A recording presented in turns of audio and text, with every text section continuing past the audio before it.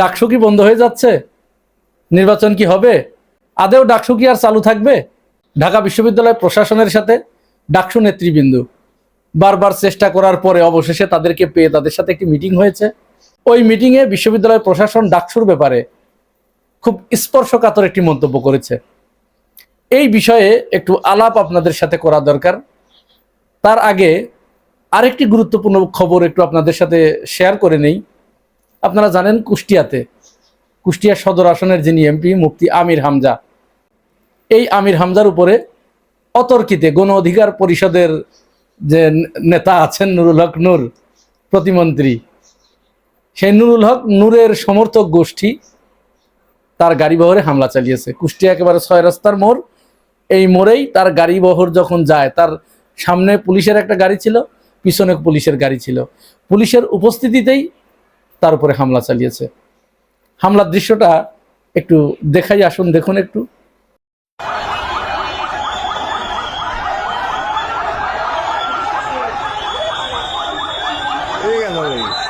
আমি হামজার গাড়ি ঠেকাইছে, ওটা আমি হামজার গাড়ি ঠেকাইছে ওই জন্য।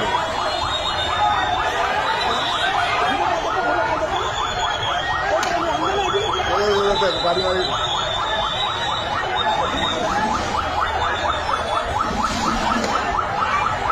ওরে আল্লাহ, গাড়ি কাজ ভাঙে গেল।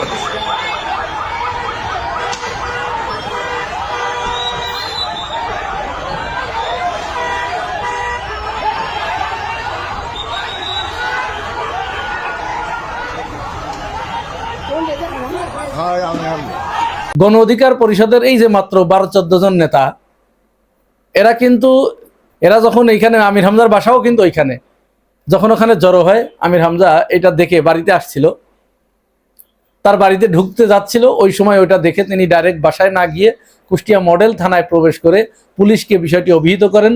পুলিশের এসপি পরে তাকে বাড়িতে যাওয়ার একটা ব্যবস্থা করে দেয়। তার সামনে একটা গাড়ি ছিল, পিছনে একটা গাড়ি ছিল, কিন্তু খুব রহস্যজনকভাবে 6 রাস্তার মোড়ে যেখানে গণ অধিকার পরিষদের এই ছেলেপেলেগুলো দাঁড়িয়েছিল, ওইখানে গিয়ে সামনের যে গাড়িটা একটু দূরে চলে যায়, বেশ দূরে চলে যায়। আর ঠিক ওই মুহূর্তেই মুফতি আমির হামজার গাড়ি একেবারে সামনে আসে। বাস তারা ওখানে ঘিরে ধরে গাড়িতে হামলা চালায়, পাথর দিয়ে গাড়ির গ্লাস ভাঙচুর করে এবং মুফতি আমির হামজা সামান্য একটু আহত হয়েছেন। এখন অভিযোগটা কি ছিল? হামলার অভিযোগ হচ্ছে মুফতি আমির হামজা নাকি 2 দিন আগে একটা বক্তব্য দিয়েছে নুরুল হক নূর এবং রাশেদ খানের বিরুদ্ধে। তো নুরুল হক নূর এবং রাশেদ খানের বিরুদ্ধে কি কথা বলা যাবে না? মুফতি আমির হামজা এমপি হয়ে কি, বিরোধী দলের এমপি হয়ে কি সরকারি দলের এমপিদের সমালোচনা করতে পারবে না? তার যে ভুল নীতি, এই ভুল নীতির সমালোচনা করতে পারবে না?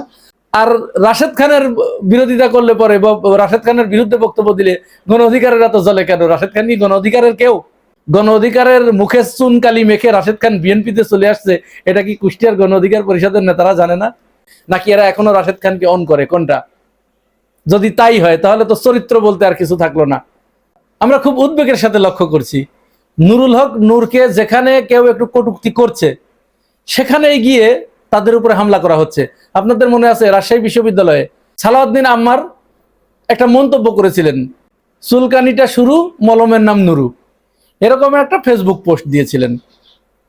আচ্ছা, উনি কিন্তু ওখানে অন্য কারো নাম ধাম কিচ্ছু বলেন নাই, জাস্ট একটা ছন্দ মিলাইছে, চুলকানি শুরু, মলমের নাম নুরু, ব্যাস। এরা সালাউদ্দিন আম্মারের অফিসে গিয়ে সালাউদ্দিন আম্মারের সাথে গেঞ্জাম, তো ঘোর বাকবিতণ্ডা।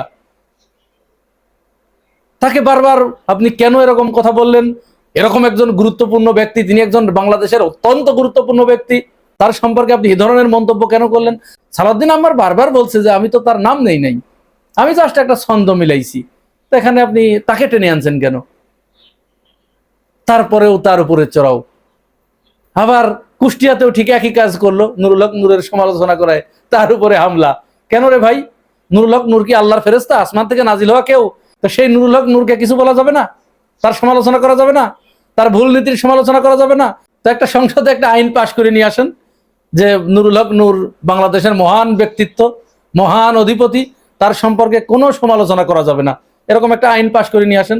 বাংলাদেশের জনগণ মুখে তালা মেরে রাখবে, নুরুল হক নূরকে আর কিচ্ছু বলবে না, প্রতিদিন 100 বার সালাম দেবে। যাই হোক, এই ধরনের ঘটনার পুনরাবৃত্তি যেন আর না ঘটে রাজনৈতিক নেতৃবৃন্দের উচিত সে ব্যাপারে সজাগ দৃষ্টি রাখা। এবার আমরা চলুন ডাকসুর ব্যাপারে একটু আলোচনা করি। আপনারা জানেন যে ডাকসুর আর মাত্র 1 মাস সময় মেয়াদ আছে, ডাকসুর মেয়াদ শেষ হয়ে যাচ্ছে।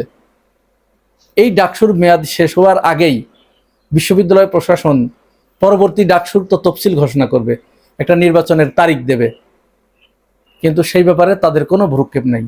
সময় শেষ হয়ে যাচ্ছে, মিনিমাম 1 মাস আগে তফসিল ঘোষণা করতে হয়। সময় তো লাগে, 1 মাস মিনিমাম সময় লাগে, আরো আগে দিলে ভালো হয়, কারণ প্রস্তুতির একটা ব্যাপার আছে। বিশ্ববিদ্যালয় প্রশাসনের ভিতরে এই ব্যাপারে প্রচন্ড রকমের নির্লিপ্ততা দেখে ডাকসুর বর্তমান নেতৃবৃন্দ বারবার বিশ্ববিদ্যালয় প্রশাসনকে রিস্ক করার চেষ্টা করেছে, তাদের সাথে একটি মিটিং আয়োজনের চেষ্টা করেছে। পরবর্তী নির্বাচন কবে হবে, তফসিল ঘোষণার ব্যাপারে তাদের কোনো রূপরেখা আছে কিনা। অর্থ বছর শেষ হয়ে গেছে, তাহলে ডাকসুর জন্য তো পরবর্তীতে বাজেট ঘোষণা করতে হবে। বাজেট ঘোষণারও কোনো ব্যাপার নাই, তো যখনই বাজেট ঘোষণার কোনো ব্যাপার লক্ষ্য করা যায় নাই, তারা বাজেটও ঘোষণা করছে না, তখনই তো ডাকসুর নেতৃবৃন্দ বুঝতে পেরেছে তার মানে তো এখানে তো ডাল মে কুছ কালা হয়, তার মানে তো তাদের ভিতরে সৎ উদ্দেশ্য নাই, আন্তরিকতা নেই। তারা তো ডাকসুর ব্যাপারে গড়িমসি করছে, ডাকসু নির্বাচন আর দেবে না, ডাকসু বাতিল করে দেবে, এই ধরনের একটা মনোভাব তো তাদের ভিতরে আছে। তখনই তারা নেতৃবৃন্দের কাছে, প্রশাসনের কাছে সময় চেয়েছে যে আমরা আপনাদের সাথে একটু বসতে চাই, মিটিং করতে চাই। ট্রেজারার মহোদয় তিনি তো মোটে সময় দেবেন না, বা বারবার চেষ্টা করেও তিনি সময় দেন না। অবশেষে অনেক চেষ্টা তদবির করে তাকে পাওয়া গেছে, মিটিং এর সময় দিয়েছিল। মিটিং এ যাওয়ার পরে ডাকসু নেতৃবৃন্দ তাদের কাছে জিজ্ঞাসা করছে যে ডাকসু নির্বাচন কবে হবে, আগামী ডাকসু নির্বাচন এর তফসিল ঘোষণাটা কবে হবে। এইখানে বিশ্ববিদ্যালয় প্রশাসন তাদের এই প্রশ্নের কি জবাব দিয়েছে, সেই জবাবটা ডাকসু নেতৃবৃন্দ বাইরে এসে তারা একটা সাংবাদিক সম্মেলনে কথা বলেছেন। ঢাকা বিশ্ববিদ্যালয়ের বর্তমান শিবিরের সভাপতি এবং ডাকসুর এজিএস মহিউদ্দিন মহি, তিনি একটি ব্রিফ করেছেন। তার এই ব্রিফটা আমরা অল্প একটু শুনিয়ে আসেন। আজকে আমরা কথা বলেছি দুটি স্পেসিফিক বিষয়ে।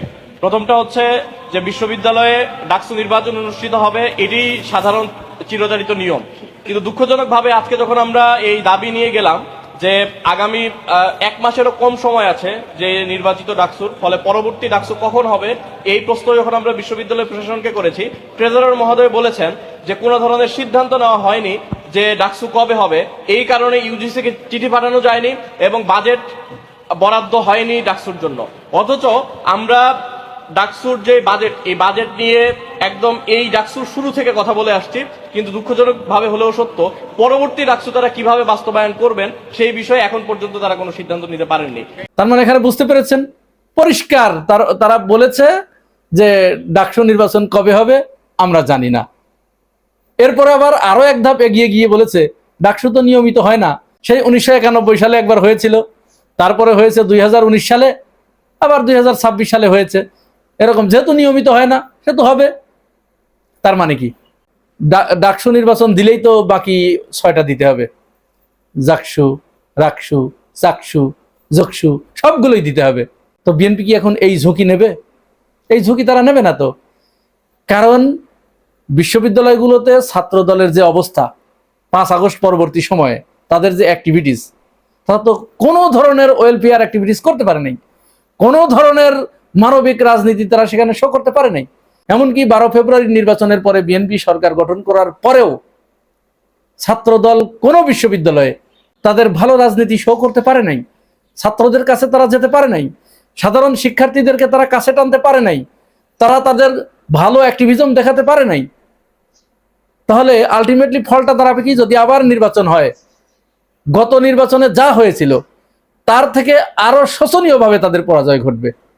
কারণ 25 সালের নির্বাচনের পরে সব জায়গায় ছাত্র শিবির যখন ভূমিধস বিজয় পেয়েছে, তখন ছাত্র শিবির সমস্ত বিশ্ববিদ্যালয়গুলোতে তাদের কার্যক্রম দেখাতে পেরেছে। তারা যে শিক্ষার্থী বান্ধব, তারা যে সাধারণ শিক্ষার্থীদের কল্যাণে কাজ করে যাচ্ছে এবং করতে চায়, এইটা তারা দেখাতে পেরেছে।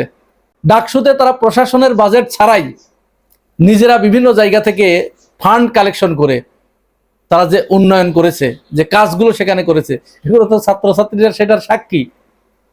তাহলে এর প্রভাব পড়বে না যখনই নির্বাচন হবে? দল ক্ষমতায় থাকার পরে যদি তার ছাত্র সংগঠনের এরকম অবস্থা তৈরি হয়, তাহলে তাদের ইমেজের ব্যাপার আছে না?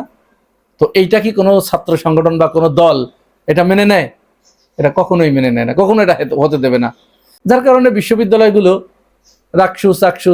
ডাকসু নির্বাচনে তাদের আগ্রহ হারিয়ে ফেলেছে। এখন ডাকসু প্রতিনিধি দল তারা যদি চাপে ফেলে সাধারণ শিক্ষার্থীদেরকে নিয়ে আন্দোলনের মাধ্যমে যদি তাদেরকে বাধ্য করতে পারে, তাহলে তারা বাধ্য হবে ডাকসু নির্বাচন দিতে। অন্যথায় কিন্তু ডাকসু হবার কোনো সম্ভাবনা নাই। ডাকসু না হলে অন্যগুলোও হবার বিন্দুমাত্র সম্ভাবনা নেই।